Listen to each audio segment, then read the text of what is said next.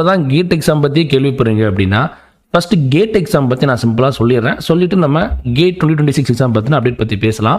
நீங்கள் college third year படிக்கக்கூடிய இருந்தீங்க அப்படின்னா உங்கள் ஜூனியர் செகண்ட் இயர் படிக்கக்கூடிய பசங்களுக்கு ஏர்லியராகவே இது பற்றின அப்டேட்டை சொல்லிடுங்க. இந்த வீடியோ மறக்காமல் உங்களுக்கு ஷேர் பண்ணிடுங்க.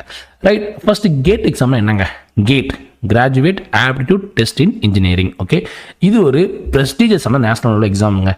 இந்த எக்ஸாம் வந்துட்டு ஐஏஎஸ்சி அண்ட் ஐஐடிஸ் கண்டக்ட் பண்ணுறாங்க. அண்ட் இந்த எக்ஸாம் இந்த இயர் ஐஐடி குவாஹாட்டி கண்டக்ட் பண்ணுறாங்க. போன வருஷம் வேற ஒரு ஐஐடி கண்டக்ட் பண்ணாங்க. அதுக்கு போன வருஷம் வேற ஒரு ஐஐடி கண்டக்ட் பண்ணாங்க. ஒவ்வொரு வருஷமும் ஒவ்வொரு ஐஐடிஸ் கண்டக்ட் பண்ணுவாங்க. இது ஒரு கம்ப்யூட்டர் பேஸ்டான exam. Okay, MCQ type exam தான், அதுக்காக ஈஸின்னு நினச்சிடக்கூடாது.